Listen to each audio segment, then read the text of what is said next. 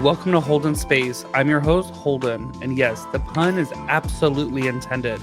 This is the podcast where I hold space for literally anything. Deep thoughts, weird dreams, awkward moments, existential spirals at 2 a.m. Yeah, we got time for that. Think of it like a safe space meets a comfy couch meets a group chat that actually listens. No judgment, just vibes. And maybe a snack if you brought one. So grab your headphones, lower your expectations just slightly, and let's hold some space, or at least pretend we know what we're doing. Well, welcome back to Holden Space, everybody. Of course, it's your boy Holden. I hope everybody's doing absolutely incredible. So today we have somebody, again, I met on TikTok. Her sister actually started joining my lives, and we used to always talk. And then she's like, boy, you need to meet my sister, Bushra.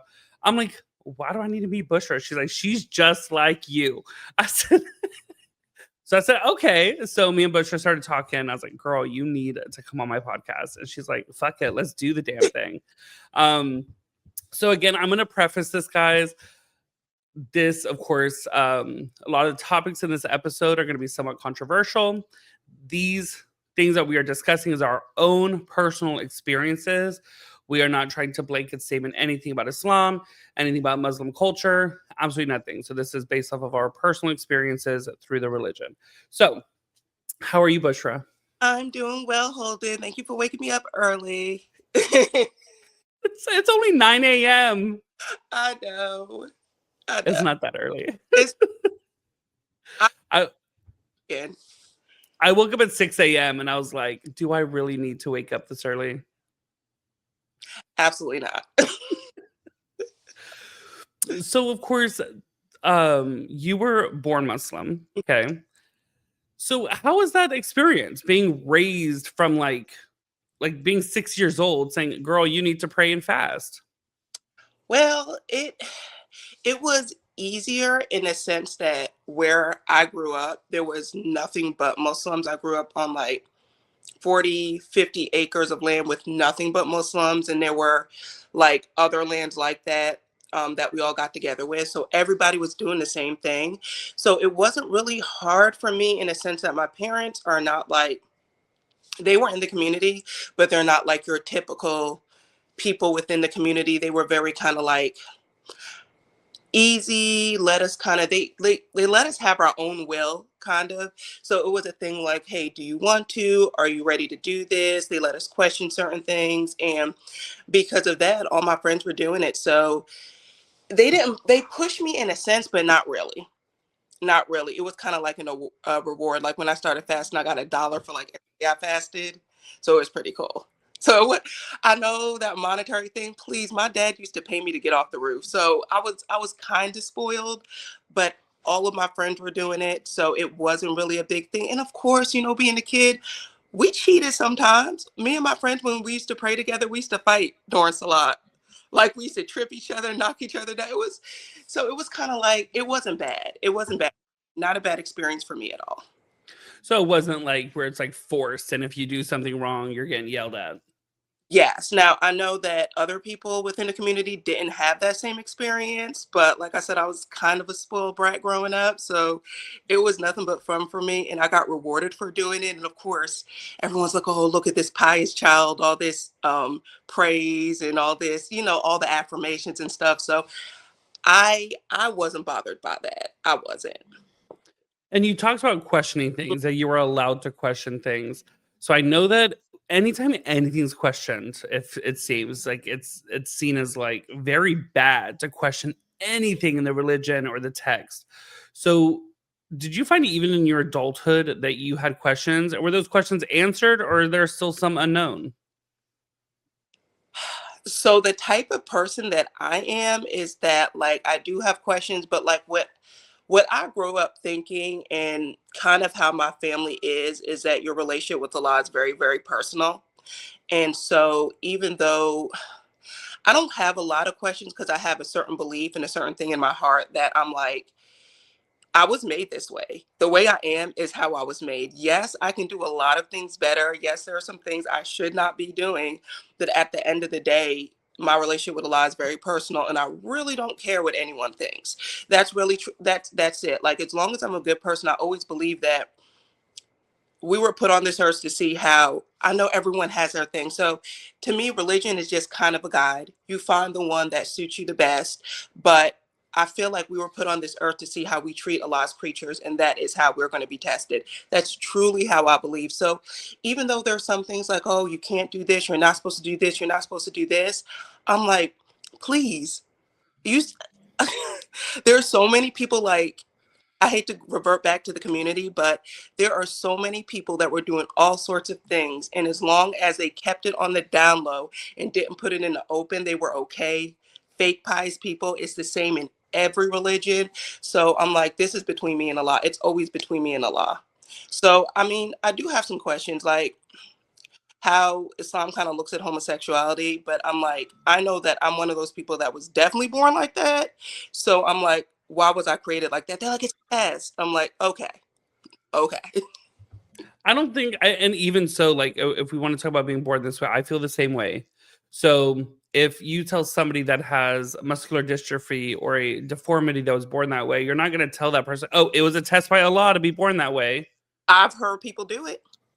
I'm not even kidding. Where I come from, they're like, everything's a test. This is a test for you. This is that. It's just, it was that kind of mindset. So my parents did encourage questioning. I can't say the same for the community I was in. It was kind of like submit or else, but I'm not in it no more. So that kind of explains that. We ain't going to go into that subject, Yeah, no. which is okay. So one thing I can already see people coming at me in the comments for in this video is no hijab.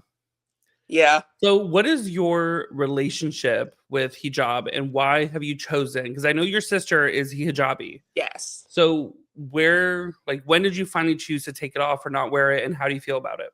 You want to hear what's funny? I actually was out as a lesbian with the hijab on for a long time, but it's where it was, the way I was taught about it is that it was a degree of modesty and we all have choices.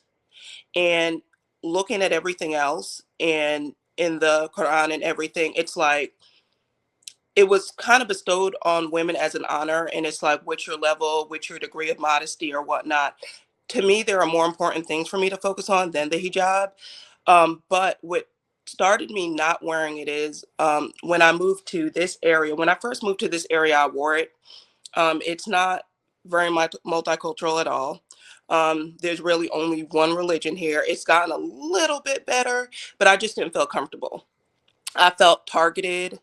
I felt looked at. I felt judged. And like at that time, there was so much of that going on because I had come out recently that I just kind of took it off and I felt fine with it. Like it wasn't until this year that I actually took a picture, and I'm about 40 years old. First time I took a picture on my license without my hijab on. But then I got tired of like when I had to show it, they'll look at the picture, they'll look at me, they'll look at the picture, they'll look at me. I'm like, enough of that. I'm the same person.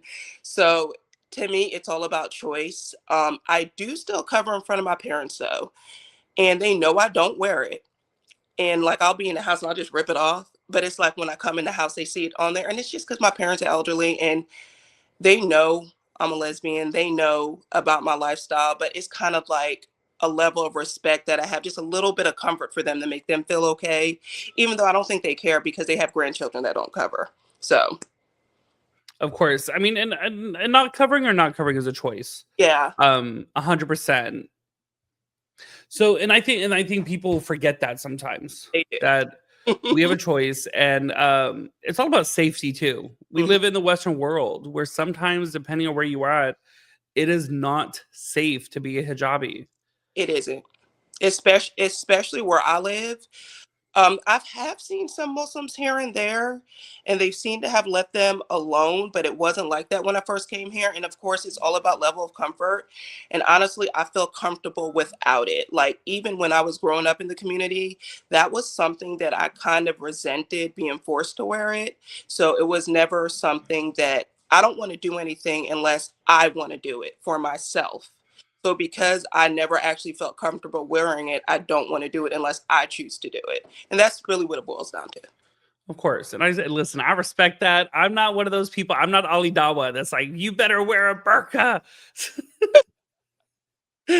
So Sexuality. We Yeah. all know what the Quran says about the people of Lot. Yeah. We all know what the Hadith says about Hadith things. There's a lot of them. Yeah. So when you are growing up hearing these things, okay, and of course you start hitting the age of puberty Mhm. where sexual attraction begins and you're sexually attracted towards women rather than men. Like, how did you start fighting with that? Initially, like I remember as young as my earliest memory was probably before this, but this is probably the one that I remember the clearest because I've always like had like an attraction to women, like I gravitated to women. But when I was like 6 years old, this movie called Queen came out, Alex Haley's Queen, and Halle Berry, that was like her first role. And I was completely infatuated with her. And my family kind of thought it was funny because they're not taking me seriously. But to be completely honest, I didn't know there was such thing as being a lesbian, being gay. I didn't know any of that growing up. I honestly was completely innocent of anything like that because they didn't teach me. I wasn't really exposed to it. We did have gay family members later on that I was exposed to, but I was much older, but I didn't know anything about that. So literally in my innocent mind, I used to pray every day to be a boy so I can be with women, so I can marry a woman because I didn't think there was such thing as a woman being with a woman, a man being with a man because I wasn't taught, I wasn't exposed. So I about be I about became trans to be honest, but once I realized that this was something that did exist, um, I I'm not going to say it was a sense of peace, but I'm like, great, I'm not the only one. And then of course as I got closer to the marriage age, like when I was a teenager or whatnot, and they were pushing me towards boys, and all my friends, I hate to say, all my friends had already kissed a boy. Yes, these little pies, they had already kissed a boy and everything, and they all had little boyfriends. I just wasn't there. And everyone's like, oh my God, Bushra, you're such a good girl. You've never kissed a boy. You're 17 years old. You don't really show much interest. And of course, I had little friends or whatnot like that. But once I realized that that's what it was, I did everything in my power because I'm like, there's no way I can function as being a Muslim and being attracted to women. Now, at that time, there were plenty of stories and plenty of people that I knew personally that had down low relationships. They were older married women. They were older married men. They were friends of mine. And I just thought to myself, I don't want to be that person. I'm not going to live in fear and I'm not going to live in shame. I'm like, I feel like I'm doing what I need to do. I feel like at the end of the day, if I'm a good person, that's what truly matters. And I resisted it. That's how I ended up married to my daughter's dad. And it was horrible. And I honestly think I'm not going to say he's a great guy, but I think that our marriage was a lot my fault because I married him knowing that it could never be what it was. There was never going to be anything that he could do to make me happy with him or make our marriage successful just because there wasn't an attraction and there wasn't a want to even make it work because he was a man. It was because he was a so after a while when I kind of separated myself a little bit, I was able to kind of live in my truth and it was extremely difficult. And I remember my dad saying, he was like, Bushra, he's like, I know you say what you are, but these women are giving you just as much hell as these men are. Like, why not just live the easier life? And I told him, I said, because I'm at peace. I know that sometimes you don't choose the right partner, but I'm at peace with myself and I feel a certain kind of freedom. And no matter what you see, no matter how my relationships are going, the fact that I'm able to be true to myself and live out loud, or not even live out loud at the time, but I'm able to be true to myself is I'm happier. I'm not depressed. And I was extremely angry and depressed child growing up. And I mean now, but it's not like that. I do think that it is super fucked up, Mhm. okay, to marry a person of the opposite gender knowing that we're queer. Yes. And I'm not saying your situation was effed up, but like No, it was. the I know so many men that are in my inboxes and all these other countries, and they're like, I'm going to have to marry a woman, and I Mhm, don't want to because I'm a man, but I mean, because I'm gay, but I have to do this for my family. I have to do this for Allah. mhm. You think that Allah wants you to lie to your wife? Exactly. Lie to your wife. Be desire. Don't act like you're not going to commit adultery because you will. You will. People, what they think is it's a sacrifice just to abstain from all of that, from sex and all of that, and not do. I'm like, it's we are human. That's not going to happen. That's just not going to happen unless you're, I mean, if you're asexual, I guess, but there's still that level of intimacy that you're going to want to have with someone, and if you're not capable of having it with someone of the opposite sex, you're going to be depressed, you're going to make the other person depressed. It's just, it's what you give off, and it's, there's no way it's ever going to work. I know. I have an example of the community I was in where this man, he was older. I remember when it came out. He had been married to his wife for like at least 20 years. He had three small kids, and his wife wanted to divorce him, and no one could understand. The community was like, oh, he's such a good man. Like, why would you want to divorce him? He takes care of you. And she looked at them. She says, he has had sex with me for the amount of times that I had children in all this time. And she's like, I don't want to be with him. So they were trying to give him therapy. They were trying to give him counseling. And this man ended up making passes at certain young gentlemen and got beat with a 2x4. But even till this day, he is still like an eligible bachelor. But every time the women find out who he is, they're like, absolutely not. And I think he's fine with it. But that's not the kind of life I'm trying to live.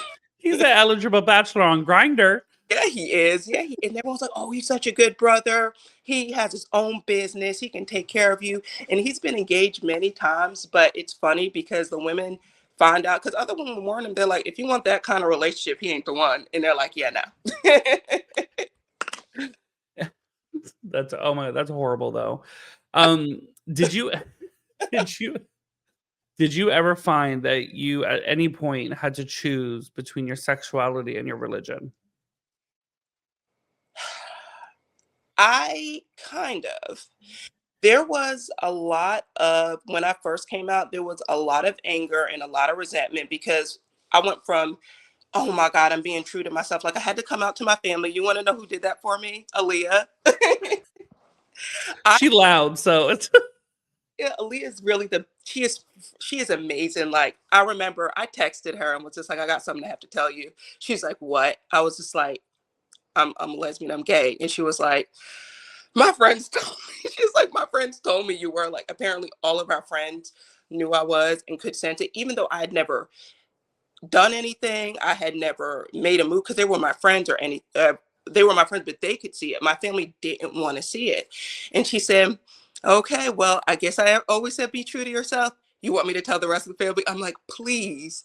And like my mother, oh my God, like she came down on me hard, like, and that was horrible because me and my mother were extremely close. I'm the baby of the family, so she kind of came down on me with all these hadiths and all these scriptures and all these like everything. Hold on, am I still in? Am I good? Okay. And that made me kind of resent Islam. It did. And then I had people saying, why do you bother to pray? Why do you bother to fast? Like, you're a lesbian. Like, you're not accepted. Like, why even be Muslim? And at one point, I was just like, why even be Muslim? But there's something crazy about Islam that keeps drawing you back no matter what. So, through all my faults and everything, it's a law I turn to when I pray. It's a law that, like, it's what works for me. But yeah, I went through a period where I didn't want to be Muslim and I kind of wanted to denounce Islam, but I couldn't. He wouldn't let me. I couldn't do it. So no matter what, I'm still here. and I believe he wouldn't let you because he's okay with it. Yeah, I'm like, he's always known I was like this. We've had people who are like this. I've seen things. I at one point when I was younger, I was extremely knowledgeable in Islam. I was known as this pious person. Of course, who cares what other people think? But I was like super, super connected. And it's because of how other people treated me and how people in my life who I grew up with, who were family to me, treated me that try, I try to like push myself away from it because I'm like, I don't want to feel this anymore. I don't care. I don't care to co-sign or be part of a religion who would turn its back against me. But I'm like, but would it really? I mean, the people may, but Allah's never actually, he hasn't done, Allah has not turned his back on me. And he keeps, no matter how far I drift, no matter how much I try to get away because I just wanted peace or I just was like, I'm angry, I always brought me back no matter what. Always. And I look at it as when people are like, you can't be Muslim and be gay. There's no such thing. I'm like, in my mind, I'm like, number one, it's a reality. Whether you accept the reality or not, it's there. And number two, especially look at the amount of reverts that Yeah. are gay and Muslim. You think that Allah would guide them to Islam if he wasn't okay with their sexuality, knowing full well, like me, that I could not look at a female the same way I look at my partner? Yes. Like, Exactly. it's and Exactly. I think it's education. The Yeah. fact of homosexuality is so pushed down and suppressed for many people in many Eastern cultures. So when they like they're not exposed to it, as you said, like you weren't exposed to it as a kid. Nope, not at all. So now that like people are coming out, the Muslim community, especially the Eastern world, either get the hatred of like inboxing, explain on like why I'm gonna go to hell, why I deserve hellfire, or I get the oh, you're real cute. Like, hey, there are so many stories I could tell you. I'm not going to, of course, because it's not about that. But there are so many stories of downloads that have come to me that have, and it's sad in a sense. But there are a lot of us. There are probably more of us than people care to admit, but there are a lot of us. And I admire you because you're living your truth in Islam out loud. I have not been able to do that just because though I am still Muslim, I've chosen to distance myself from it because I just don't want to be. It's not that I don't want to. I'm used to being judged, but I'm like, it's just like an addict thing for me to just have your back turned from people you loved your whole life that you thought would have your back, that you thought would always be in your life, friends, family, and it's too painful that I kind of distance myself. And I'm like, man, I really wish I can be among Muslims and feel comfortable, but honestly, I don't feel comfortable around other Muslims anymore. And that's sad.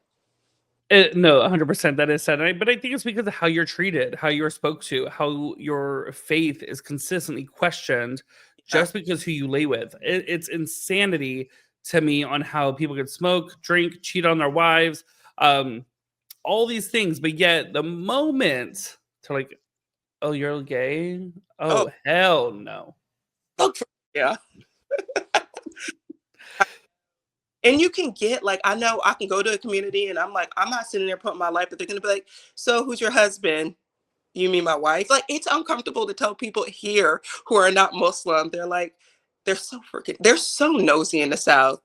You married? You got a boyfriend? Who's your husband? I'm like, I don't have a husband. I have a, oh my God. I'm like, oh my God. It's like being with my Muslims right now, but it is what it is, you know? I have just said my partner because Mm, I don't like when I go to the masjid, I'm there to pray. yeah. Okay. I'm not there to be BFFs with everybody. I'm not there to spread my entire sexuality. So it's like when people come to me and they're like, "Oh, hey, how are you? Oh, are you married?" No, I'm not married yet, but I do have a partner.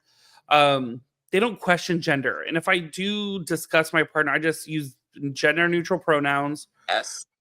And then they don't honestly they don't question. It was so funny. The one person I started becoming friends with, I said, "Hey, we are developing a friendship. I just think you should be aware just in case this ruins our friendship." I said, "I'm gay and my partner that I speak of is a man." And he's like, "Oh." He's Mm, like, "I don't really care," but he's like, "You don't really have to tell me. That's none of my business." no. And I was kind of offended Like choking, like, wow, really? because we as gay people, we live out loud. Yeah, we do. Like, How dare somebody tell me my sexuality is none of their business? yes, what do you mean? I'm like, my husband, my boyfriend, my husband, my boyfriend. Like, okay. It's oh my gosh. But so of course, have you chosen to raise your children or child as Muslim, or have you said, okay, here, this is what mommy is, you make your choice eventually? So the way I wanted to raise BB, because we kind of stopped being around Muslims. Of course, she's around my family, but we kind of stopped being around Muslims when she's about 4, really. So I realized that she wasn't going to be. It was going to be all up to me, and of course, I was going through what I was going through. And it was always a situation where I'm like, I want you to choose. I don't want you to be born into anything. I want you to choose so you can know this is what you want. And this child, Bibi, chose Islam, which is funny to me because it's like, of course, she's around her family. Of course, her entire family's Muslim on both sides, but her entire life are Christians or nothing to do with Islam. And she's always resonated with Islam, but I gave her the choice. So I did not choose to. Like, of course, she chose to fast. I never put that on her. In fact, when Bibi chose to fast Ramadan and all that, I was like, oh my God, my baby, are you okay? I was just like, hey, Bibi, you can drink water. And she was just like, no, Uma. She calls me Uma. She's like, I'm not doing that. That's not. I'm like, but you're in school all day and everyone's eating and drinking in front. She does not care. So even though she knew what I was and her stepmom is Christian, she's always chosen Islam, and that's her comfort. And I'm proud of her for that because it's not easy.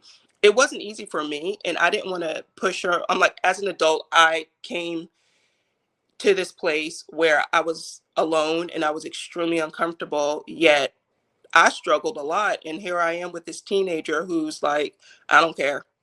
It But I think it's because how she's brought up too. Like is, she's being brought up in an open household, a Western world where sexuality, gender norms, everything like that have been completely blown open. yes. And then you grew up in a Muslim family, Hmm. Muslim community, and organizations that don't really allow you any other life outside of the world of Islam. No, they do not. Nothing. Absolutely nothing. Like, it was so deep and I was so sheltered that it was a shock when I got out into the real world. And I didn't want her to be like that. And I'm like, you have choices. If you choose whatever you choose, what I always told her is whatever you choose, as long as you're a good person, you're not hurting anybody. I love you no matter what. And she makes my mother proud. She's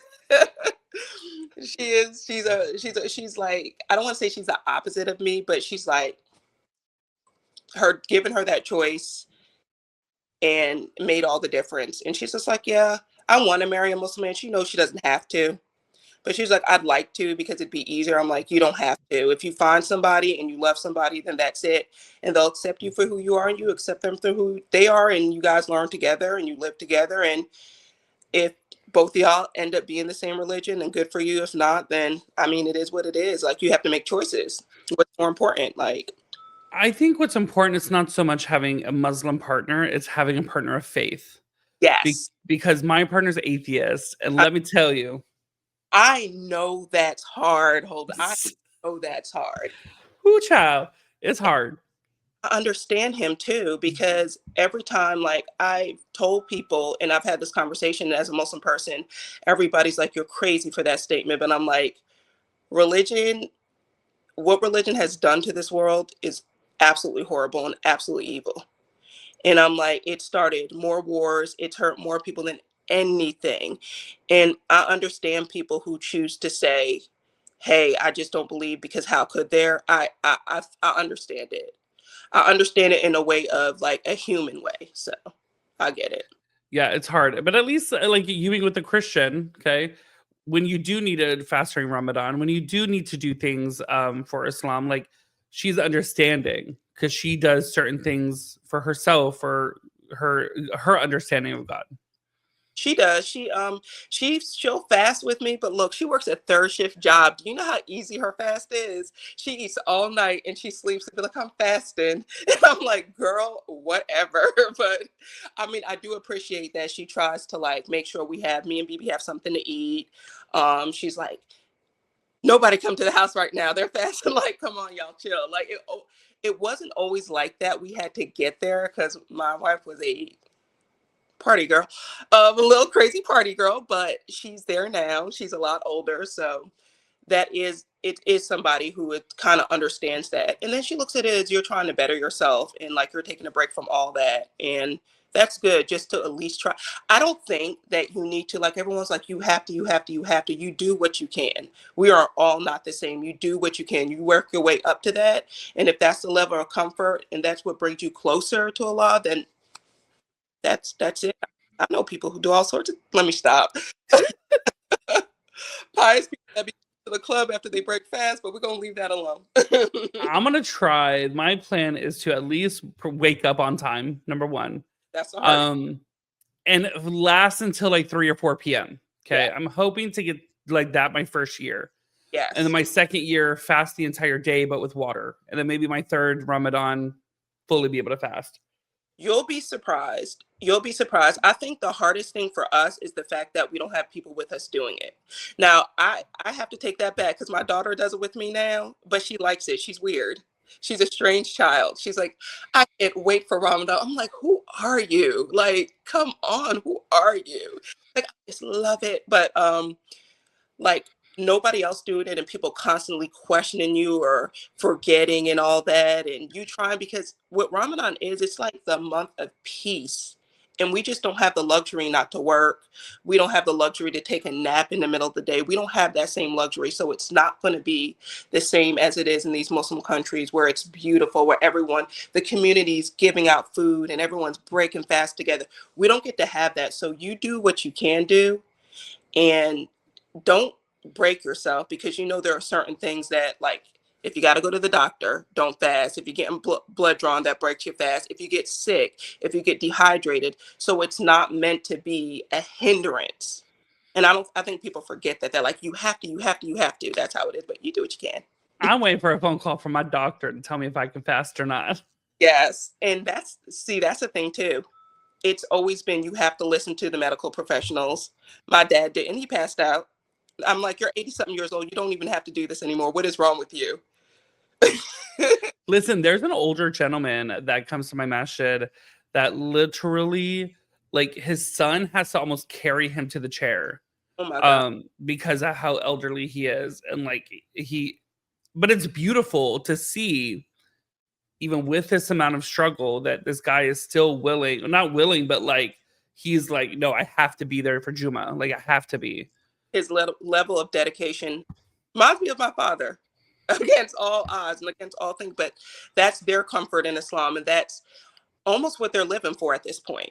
Yeah. I mean, beautiful that he can do that. But I mean, like, we ain't all created the same. Listen, he 87. He knows Jannah is close. Yes, he does. Yes, he does. He's like, I'm doing everything I can to get to where I need to be. I'm done with this. So, what part of Islam during the I would say the transition of like accepting oneself, coming out, accepting your Islamic identity with your sexual identity, what parts of Islam brought you peace in those moments? So I grew up listening to a lot of stories of the Prophet, Islam, and just his the way he was with the tiniest creature to the big, like how merciful, how good of a person he was, always resonated with me. Like I remember listening to stories about there are certain hadiths, like there's a hadith about um how there was a pious woman who had a cat that she mistreated, and there was a they called him an unbeliever. I don't know if he was what he was, but he was an unbeliever. They were like, oh, he was a sinner, he was an unbeliever. And one day he was walking through the desert and he saw this thirsty dog that was dying, and he felt like this tenderness and this kindness in his heart, and he climbed down to the well with his sock and gave that dog water. And he ended up, the hadith says he ended up going to Jannah and the lady ended up going to hell. So I mean, that's what keeps me with Islam. And that just hearing, like, Islam is supposed to be about peace. Islam is supposed to be about kindness, and that's all I aspire to be: a peaceful, kind person who treats children well, who treats the elderly well. Like I have a very soft spot for the elderly, and that has been what's the stories of the Prophet, and that has been what brought me peace. And that's kind of what keeps me within Islam. Like there is mercy, and I don't believe anyone has to be perfect. From everything I heard, everything in the Quran, it's all about mercy, it's all about kindness, it's all about peace. It's not a Despite what Muslims try to make it, I don't feel like Islam is that much of a judgmental religion. I don't feel that. um if it were, I don't know if I'd still be here because I don't necessarily believe, I feel like you can find a lot through not just Islam, but there's always the oneness. You know, there are some Christians. I have a pastor who I love. His name is Pastor Bobby. When I used to be a CNA, I used to have to take my client who was in his late 80s to church every Sunday. I covered that. He knew I was Muslim. And on the way out of church, he used to hug me and be like, Allah bless you, Bushra. Allah bless you. And I remember he actually got kicked out the church because they were like, he got kicked out of church for two reasons. One, he married two people who had the same, it was a man and a woman, but they had like gender neutral names. So they thought he married two gay people, which he's like, I don't care. I would have done that anyway. He married me and my wife. He actually was our officiant. And the other thing was the fact that they resented the fact that he was like, Allah bless you, and all this. And he is a Christian man, but he's read the Bible, he'd read the Quran, he's read the Torah, he's read everything back to back. And just seeing how he sees Islam in itself, and he was just like, there, this religion is beautiful. Like, I have nothing. I honestly believe that's a good man, and I see him going to, even though he's a Christian, and everyone's like, oh, you can't be. I don't believe that. I believe that you can believe in the oneness of Allah without being Muslim. I truly believe that. People have it in every, like, it's in different forms. Allah is one, and you'll find it. Of course, I would say Islam probably would be the easiest way, but if you find it in something else and you are another religion, then it is what it is. So, yeah. No, that's a beautiful story. And I think so too. I think that if I'm not mistaken, the Quran does say that the true believers, whether they're Jews or Christians, will make it. Yes, yes. And I believe, honestly, Holden, I believe some atheists will make, because I mean, let's think about it. At the end of the day, at the end of the day, you're trying to tell me that they don't believe in, they say they don't believe in something. It could be like they believe in science and they're being the unexplained. And that could be who their Allah is, and they don't realize it. Like, I honestly don't believe anything is black and white. People like to say it is, but I'm like, there is absolute, look how vast the universe is. There's absolutely no way that it's that simple. Absolutely no way. Listen, the atheists have been less judgmental than the Christians. They are, and that we're not supposed to be that way. Judgmental and all that, harsh on people, mean to people. Like, there is a hadith or a story about a man whose mother turned away from Islam, and he was told that no, you can't break ties with your family. And that's a big thing with my family. It's like I've almost broken ties with them a few times. Not my whole family. Me and my mother have gone through some things. Me and my dad have never really gone through some things. I'm his, not really, but me and my mother have. And it was always like my dad and my sisters, nah, you know, you can't break ties with family members. You can't do it. But there's a lot of that going on. And I'm like, you guys are saying you're doing this for the sake of religion, but religion doesn't teach that. Why are you making your own? Why are you doing that? Why are you making up your own things? Why? Just to be hateful. Hate is not something we don't have the luxury of hating in Islam and Christianity. You're not supposed to, but you see all of these religions are filled with hate. And guess who doesn't hate? These atheists. They don't, I mean, some of them, yeah, they have their issues, but that's not the core of who they are and what they are. They've turned against religion because of the hatred they felt from religion. So That's why I went atheist for 20 years, because the hatred of when I was like kind of finding myself in church, and the pastor was like, rumor has it that you're gay. And I was like, no, of course not. And he's like, just so you know, you're going to hell if you're gay, da, da, da, da. And then kicked me out of church choir, kicked me out of being able to teach Sunday school. It was like all kinds of things. And I was like, you know what? F this place. Talking about families. Yeah, I sent my sister a Christmas card. She don't even know, none of the family knows where she lived, but I found it. oh, oh Mhm. my God. I sent her a Christmas card with her own address as the return address to say, look here, I know where you live and what. Ooh. Yeah, we don't speak. Oh, It's because my sexuality. really? Yep. She don't want my nephew to think that it's okay to be gay, because it's not okay. I'm living a life of sin. She says I am miserable. She said I'm a miserable human. for thinking that it's okay to be this way. Yeah, it's crazy. Anyways, Hate to say nephew probably is just because of all that resistance and all that hatred, that's going to be, listen, Allah tests you in mysterious ways because it's usually those family who ends up with the gay children. I think my nephew's going to be a homophobe, but I think my niece is going to be lesbian. And Okay. I think she's going to be a stud. Anyways, um, Not even a lesbian, a whole stud. yeah. So in life, okay, in adulthood, we tend to learn boundaries. Hmm. Boundaries are a huge thing that we use to protect our peace, protect our loved ones, protect ourselves. So, what boundaries have you have to set either with family, community, or even yourself? Um, so the boundaries I've set with my family, and it's actually worked out. I'm very grateful for my family because they didn't have to be this way, but I will never, ever let them disrespect my wife, my partner, like never. Angie's not the only one I brought around them. I I dated someone before her who was a lot older. I'm trying to think. She was 16 years older than me. She had white hair and she was a little butchy. Like a butch, like butch, full on. But the boundary I said is like, if you want me around, I'm going to bring them around too. I brought that woman to the mosque, okay? I brought her to the masjid, and the only feminine thing I can get her to wear was a pink shirt, but it was a pink polo. She walked in, you like she's one of those people you clock and you're like, yep. I brought her to the, do you know that these Muslim men were like, Salam alaikum, sister, are you married? I'm like, I can't do this.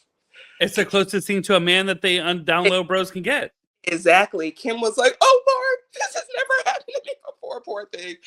But no, but I've set boundaries with the lack. I'm not going to set anybody in any space. I don't care who you are disrespecting me or disrespecting my partner. Even with my family, BB used to go to my mother's every other weekend to keep that relationship.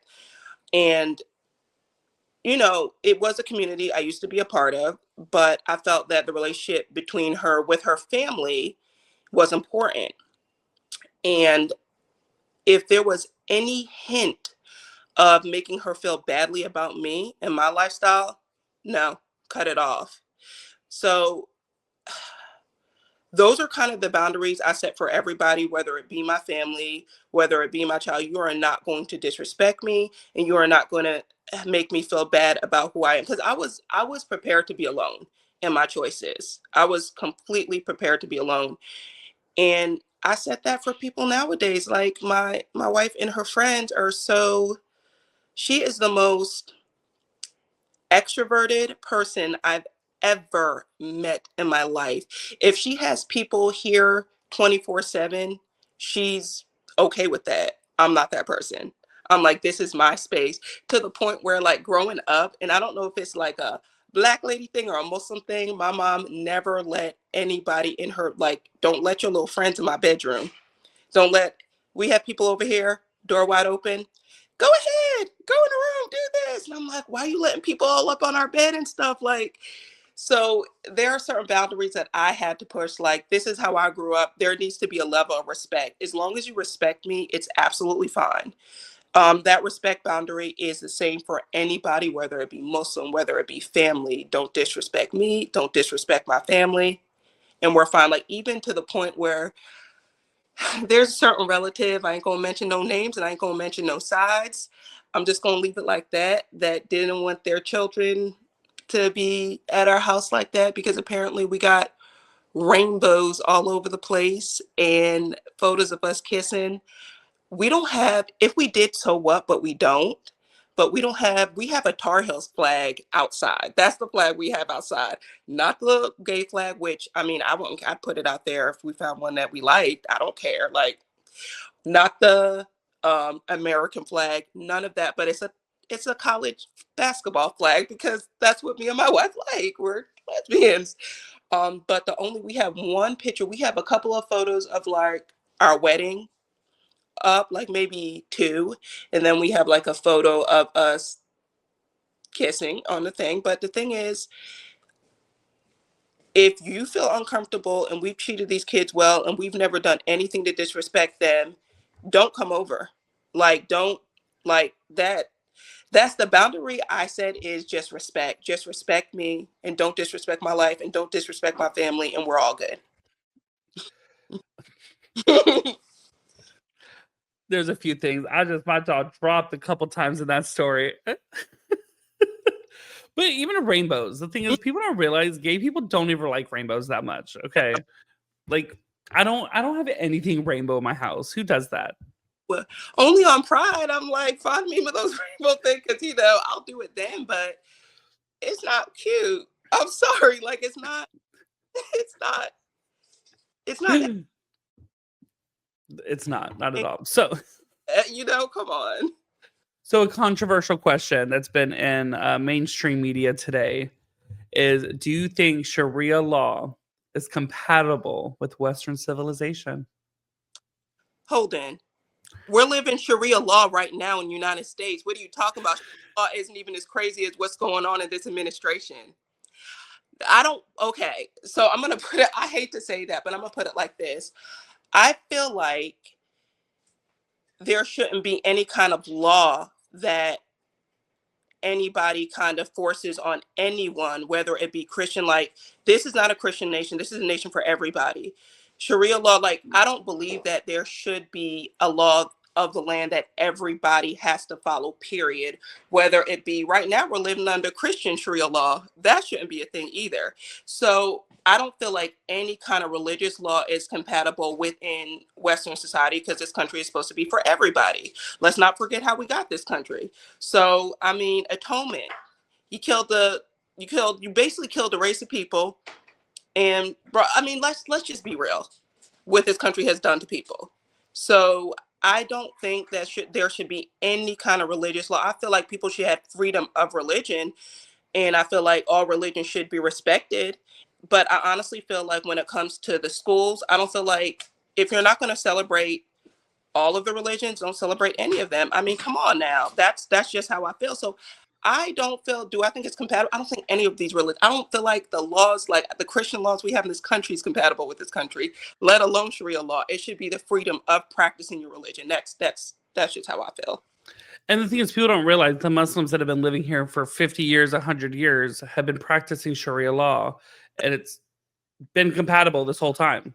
And absolutely fine. I'm like, I don't feel like anyone should have to do anything, and it should be a law within any country. I mean, the Muslim countries are Muslim countries. They do what they do. You're in a Muslim country, but United States of America should not be a Christian country, should not be a Muslim country. It should just be a country for everybody. And I feel like that's why so many people come over there, because it's the freedom. It's supposed to be the freedom to practice and be the way you are.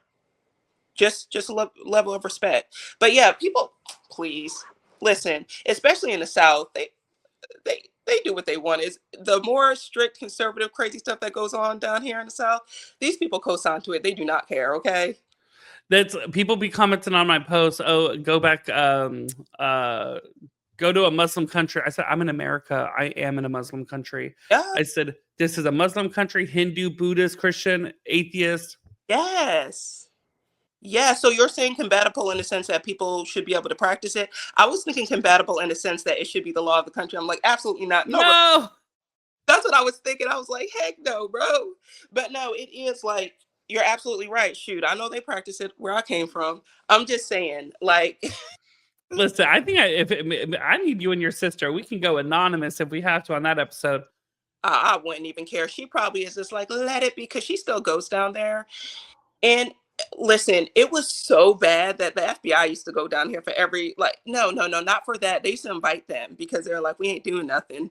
They invited them for like the Eid and all that. We've had the FBI down here. We had the mayor down there, the sheriff down there. Do you remember? Have you ever heard of George Crowell? I've heard of the name. What was it? It was like CNN 2020. It was one of those programs. He did a whole documentary on like all of the communities that I was part of. He ended up becoming Muslim. That's He like become the there was a guy that went and studied the Westboro Baptist Church. hmm He was trying to do a documentary and ended up becoming a part of their church. Oh my God. That's like the one. Listen, guys, I don't care if you Christian, atheist, Buddhist, No, Westboro Baptist Church, absolutely not. it's hate. It's hate. I hate how people use religion to co-sign to the hatred. I hate it. So, last question. Mm-hmm. What advice would you give to young queer Muslims that want to know about Allah that you wish you knew about earlier? Really, to first of all, always stay true to yourself. Know that Allah is merciful. Don't be influenced, and I know it's hard to say, but don't be influenced by the people on the outside, and study, read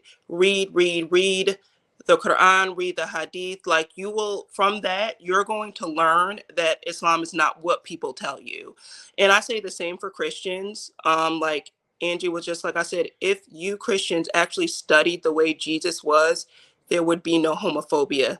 There would be no homophobia in Christianity, none, because the person who Jesus was is nothing like these Christians portray him to be in this country. Nothing. Or around the world. He like, come on now. So just study and learn for yourself, and just don't let go. They say it's like, hold on, what is it? Hold on to. It's almost like a Christian. So Islam and Christianity is so similar. It's like you have a little morsel of faith. I can't remember the exact term, but it's like if you have a morsel of faith at the end, then The mustard seed, right? faith of, yes, faith of a mustard seed. There is a saying in Islam that is just like that. That's all it takes. But do it for yourself, and always remember your relationship with Allah is personal. It's between you and Allah. That's one thing. You can go in a community, you can be, but it's always between you and Allah, and it's always going to be between you and Allah. So don't let anybody take away your peace. All right, friends, that's all the space we've got for today. Thanks for hanging out. Remember, the vibes are always free and the overthinking is complimentary. If you laughed, learned, or just felt slightly less alone in your chaos, hit the follow and stick around. There's always more space to hold. Until next time, take care of yourself, drink some water, and remember, we're all just winging it, but at least we're doing it together on Holden Space. If you want more ways to connect, please check out the link in the bio.